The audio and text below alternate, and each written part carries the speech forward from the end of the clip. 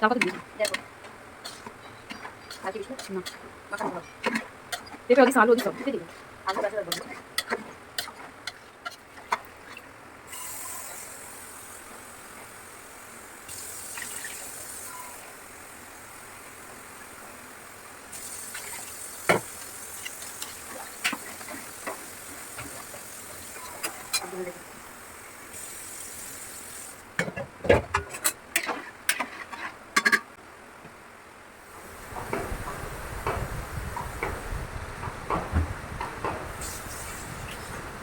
মায়া কি করতাছ?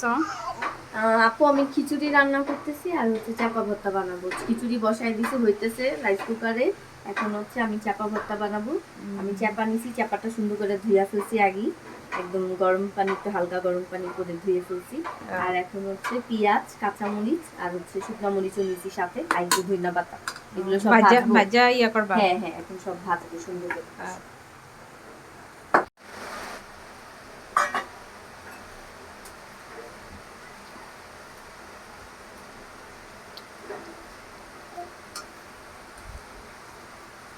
গরম না আবার কিছু আচ্ছা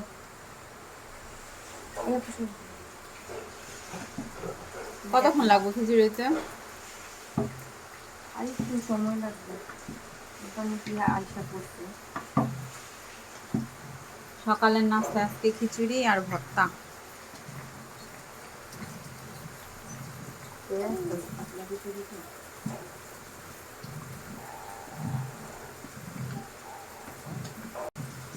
ওয়াসি আজকে ওয়াসি মামির হাতের খিচুড়ি খাইবে।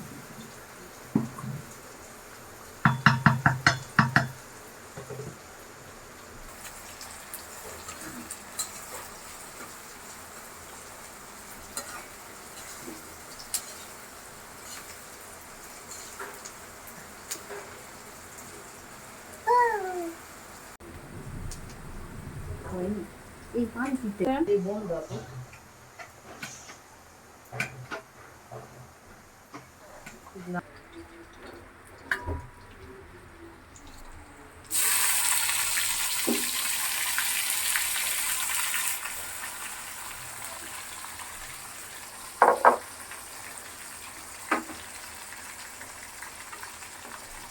একটা লাগা দিয়ে নামাই দিয়ে দেবো। ভিডিও করতেছো? ভিডিও করতেছো?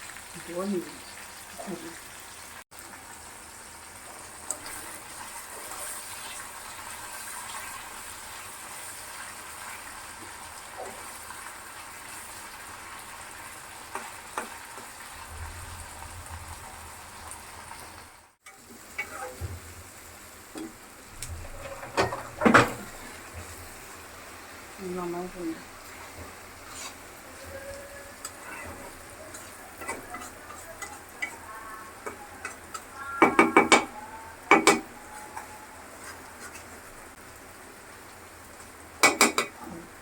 বন্ধ করে শেষ ই করা ভাজা। এখন হচ্ছে আমরা ভর্তা বানাবো, একটু লবণ দিই সাথে।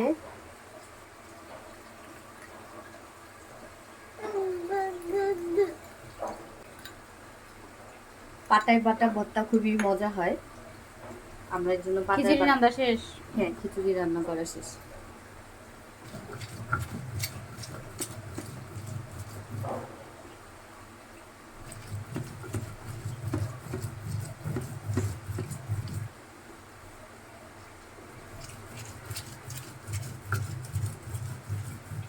মিল এক লগে খাবো।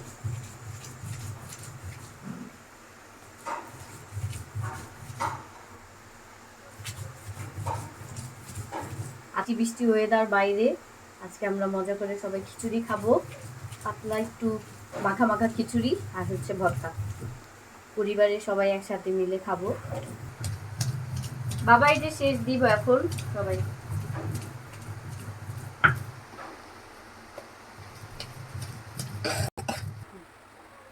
ভর্তা বানানো শেষ? হ্যাঁ, ভর্তাটা বাটা শেষ, এখন আমরা সবাই একসাথে নাস্তা করবো।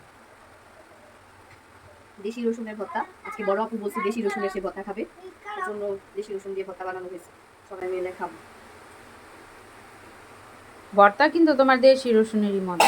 হ্যাঁ, করা হয়েছে ভর্তা দেশি রসুনে। আমি চাইছিলাম ইন্ডিয়ান রসুনটা দিতে, কিন্তু আপু বললো ফ্লেভার আসবে ভালো, এর জন্য একদমই মাখা মাখা হয়েছে, বেশি পাতলাও না বেশি ঘনও না। সাথে একটু আমরা মাংসও দিয়েছিলাম, আলুও দিচ্ছি, গাজরও দিচ্ছি।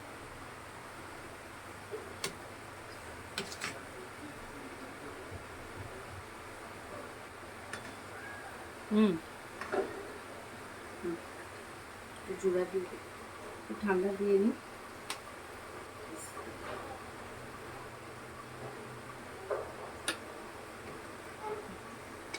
দেখ, মজার একটা খিচুড়ি হয়ে গেছে।